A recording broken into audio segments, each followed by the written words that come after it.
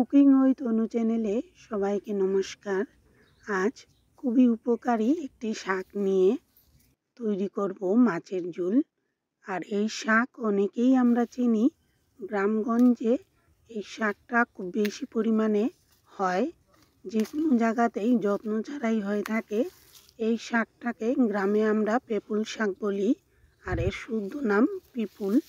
পিপুল শাকের অনেক উপকারিতা রয়েছে। পিপুল এবং চুই গাছ দেখতে অনেকটাই একই রকম। চুই গাছের পাতাগুলো একটু বড় হয় আর ডাঁটাগুলো একটু মোটা হয়।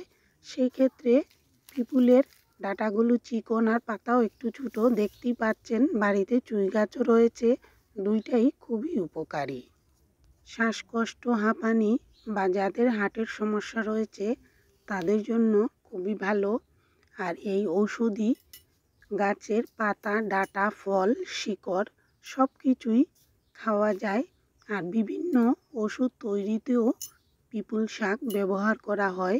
শিকড়ের সামান্য কিছু অংশ ফেলে দিয়ে ডাঁটা এবং পাতা নিয়ে নিয়েছি। আর পাতাগুলো খুব ভালো করে ধুয়ে নিতে হবে, একটু মাটি ময়লা থাকে।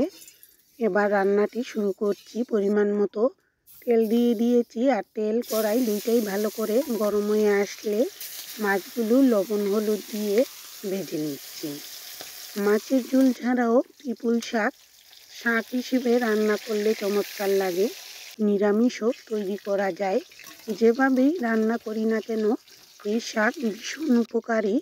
ঠান্ডা, সর্দি লাগা, কাশি বা বুকের কোনো সমস্যা হলে এই শাক খেলে খুব তাড়াতাড়ি ভালো কাজ করে। আবার ক্যান্সার প্রতিরোধেও পিপুল শাকের খুবই গুরুত্বপূর্ণ ভূমিকা রয়েছে। ভাজা মাছ তুলে রেখে পাঁচফোড়ন দিয়ে দিলাম। ফোড়ন ভাজা হলে আলুগুলো 2 থেকে 3 মিনিটের মতো ভেজে নিয়েছি, এতে তরকারির ঝোলের স্বাদটাও ভালো লাগবে।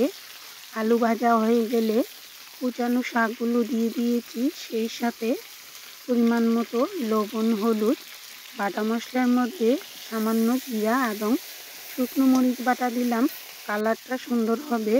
আর পিপুল ডাঁটায় এমনি একটু ঝাল ঝাল হয়, চিবিয়ে খেলে সামান্য একটু ঝাল বেরোয়, তাই ঝালের পরিমাণটা নিজেদের পছন্দ মতো দিতে হবে। আস্ত কাঁচামরিচও ব্যবহার করব। কষিয়ে নিয়েছি 2 থেকে 3 মিনিটের মতো, আর অল্প জল দিয়ে ঢেকে রেখেছি। আস্ত কাঁচামরিচ দিয়ে রাখলাম। যারা একটু ঝাল পছন্দ করেন পাতে ঢলেও খেয়ে নিতে পারেন। সেদ্ধ করে নিয়েছি প্রায় 4 থেকে 5 মিনিটের মতো। আলু এবং ডাঁটা সুন্দর সেদ্ধ হয়ে এসেছে, ঝোলটাও একটু কমে যাওয়ার মতো হয়ে এসেছে। সেই সময় ভাজা মাছ দিয়ে দিয়েছি।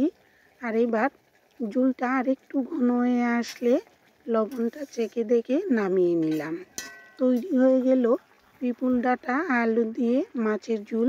আর এই রান্নাটা খুবই সুস্বাদু আর তেমনি ভীষণ উপকারী। অল্প মশলায় তৈরি করলেও খেতে অসাধারণ লাগবে।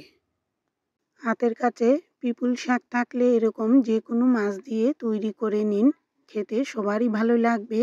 আর তেমনি স্বাস্থ্যের দিক দিয়েও খুবই ভালো। কেমন লাগলো জানাবেন, আর এতক্ষণ পাশে থাকার জন্য ধন্যবাদ।